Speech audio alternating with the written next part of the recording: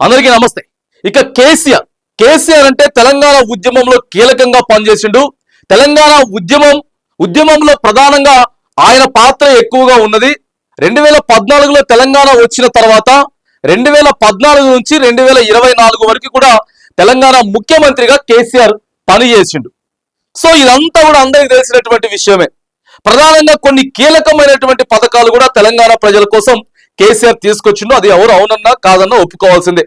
ప్రధానంగా రైతులకి రైతు బంధు గాని, రైతు బీమా గాని, ప్రజలందరికీ కూడా ఇంటింటికి కనెక్షన్ పెట్టి మిషన్ భగీరథ ద్వారా నీళ్లు ఇవ్వడం గాని, లేకపోతే కేసీఆర్ కిట్ గాని, ఆ తర్వాత కళ్యాణ లక్ష్మి, షాదీ ముబారక్ గాని, ఇలాంటి కొన్ని కీలకమైనటువంటి పథకాలు, దాదాపుగా 200-500 ఉన్న పెన్షన్ ని 2000 రూపాయలు పెన్షన్ చేయడం గాని, ఇవన్నీ మనం చూసినాం.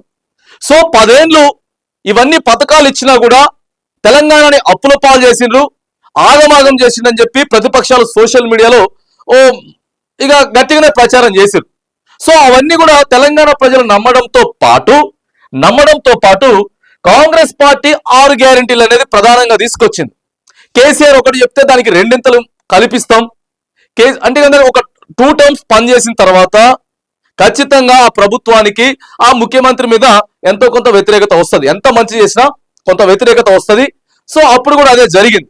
ఇక ప్రధానంగా మనం చూసుకున్నట్లయితే ప్రజలంతా కూడా కేసీఆర్ పాలన కరెక్ట్ గా లేదు, మేము కాంగ్రెస్ పార్టీని కోరుకుంటున్నాం, కాంగ్రెస్ పార్టీ మార్పు తీసుకొస్తుంది అని చెప్పి 2023 డిసెంబరు 9వ తారీఖున కాంగ్రెస్ పార్టీ అధికారంలోకి వచ్చింది. అధికారంలోకి వచ్చిన తర్వాత ఇక ఒక టర్మ్ 2028తో పాటు మళ్ళీ తర్వాత కూడా దాదాపుగా 2033లో కూడా మనమే 2 టర్మ్స్ ఎట్లా చేసినా సరే అధికారం ఖచ్చితంగా చేయాల్సిందే. ఇక ప్రధానంగా ఈ టర్మ్ 2023 నుంచి 28 వరకు ఎవ్వరు అవునన్నా కాదన్నా చివరికి ప్రజలకు ఇష్టం లేకపోయినా కూడా ప్రభుత్వాన్ని మార్చలేం. అది ఎవరి తరం కాదు. ఇక ఖచ్చితంగా సరే రేవంత్ రెడ్డి గారు ముఖ్యమంత్రి ఉండడం అది కాంగ్రెస్ పార్టీ ఇంటర్నల్ విషయం, కానీ కాంగ్రెస్ పార్టీ మాత్రం ఖచ్చితంగా ఈ టర్మ్ అధికారంలో ఉంటది. ఈ టర్మ్ అధికారంలో ఉంటూనే బీఆర్ఎస్ పార్టీ కానీ లేకపోతే కేసీఆర్ కానీ ఈ పేర్లు ఆనవాళ్లు లేకుండా ఖచ్చితంగా తెలంగాణ ప్రజలు మర్చిపోయేలాగా చేయాలి అనేటటువంటి ఒక దృఢ సంకల్పంతో రేవంత్ రెడ్డి గారు పనిచేసుకుంటూ వస్తా ఉన్నాడు. దాదాపుగా అధికారంలోకి వచ్చి 15 నెలలు అవుతా ఉంది కాంగ్రెస్ పార్టీ. సో ఇక రీసెంట్ గా ఒక 2-3 నెలల నుంచి మనం తెలంగాణలో రాజకీయాన్ని ఒకసారి విశ్లేషణ చేసుకుంటే మాత్రానికి, ఎందుకంటే గతంలో జరిగినటువంటి ఒక 6 నెలల క్రితం జరిగినటువంటి ఎంపీ ఎలక్షన్స్ కానీ, ఆ తర్వాత ఇప్పుడు మొన్ననే గ్రాడ్యుయేట్ ఎమ్మెల్సీ ఎలక్షన్స్ జరిగినాయి, ఎమ్మెల్సీ ఎలక్షన్స్ కానీ, ఇంకా కొన్ని విషయాలలో ఇంటర్నల్ గా ముఖ్యమంత్రి రేవంత్ రెడ్డి గారు బీజేపీకి సపోర్ట్ చేస్తున్నాడు. సో ఈ రెండు జాతీయ పార్టీలు కలిసి కేసీఆర్ ని, బీఆర్ఎస్ ని లేకుండా చేయాలి.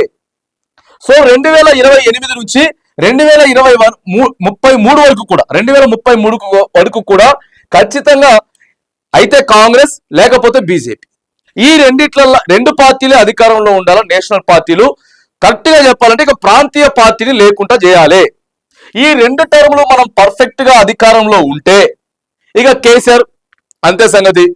బీఆర్ఎస్ పార్టీ కూడా ఇప్పుడున్న నాయకులు కొద్దిగా పెద్దగా మాట్లాడుతున్నారు కాబట్టి సో వాళ్ళని కూడా కొద్దిగా అణిగిపెట్టేయచ్చు అనేటటువంటి ఆలోచనలోనే ఇంటర్నల్ గా అటు కాంగ్రెస్ వాళ్ళు కొంతమంది, ఇక్కడ బీజేపీ వాళ్ళు కూడా కొంతమంది, తెలంగాణ బీజేపీ వాళ్ళు, కాంగ్రెస్ వాళ్ళు రేవంత్ రెడ్డి ఇంటర్నల్ గా బీజేపీకి సపోర్ట్ చేస్తా ఉన్నారు.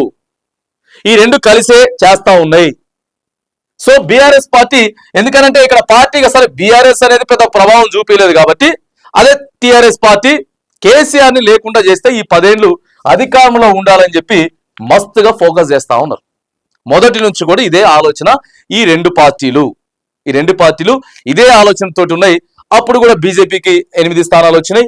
సో ఇంటర్నల్ గా కాంగ్రెస్ పార్టీకి కూడా 8 స్థానాలు వచ్చినాయి. మరి సరే ఇంటర్నల్ గా ఏం జరిగిందో ఇది మాత్రానికి పక్కా ఆలోచనలో ఉన్నట్టు సోషల్ మీడియాలో చర్చ జరుగుతా ఉంది.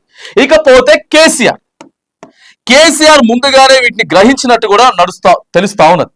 ఎందుకంటే అక్కడ ఉన్న బీఆర్ఎస్ పార్టీ కార్యకర్తలే కొంతమంది 2 టర్ములు ఎట్లాగైనా సరే వీళ్ళే అధికారంలోకి వచ్చి ఇక కేసీఆర్ ని లేకుండా చేస్తే ఇక సుదీర్ఘమైనటువంటి కాలం రాజకీయాలు తెలంగాణలో మనమే చేసుకోవచ్చు. కాబట్టి రాజకీయంగా కేసీఆర్ ని పక్కకు నెట్టేయాలి, రాజకీయ పరంగా బీఆర్ఎస్ పార్టీని లేకుండా చేయాలి అనేటటువంటి పన్నాగాలు అయితే రెండు నేషనల్ పార్టీలు ఒకటైతున్నట్లు కనబడతా ఉన్నది. సో ఇక కేసీఆర్ కూడా వీటన్నిటిని గ్రహించి ఇక వస్తాడేమో, కేసీఆర్ రావట్లేదు అనుకున్నాం కాబట్టి పార్టీ ఇప్పటికే కాంగ్రెస్ 15 నెలలు అధికారంలో ఉన్నా కూడా ఇప్పటికే వ్యతిరేకత ఎక్కువ వస్తా ఉన్నది.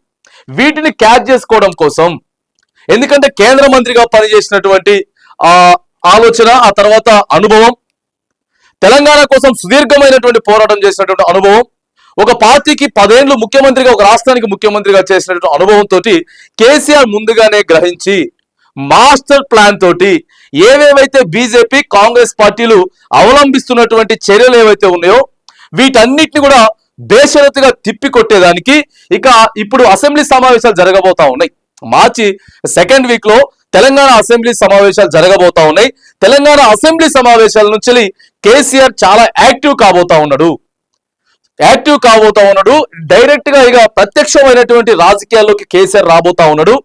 ఇప్పటి నుంచి ఏదో ఒక జిల్లాలో, నియోజకవర్గాల్లో ఖచ్చితంగా కంటిన్యూస్ గా దాదాపుగా ఇక మళ్ళీ 2028 ఎన్నికల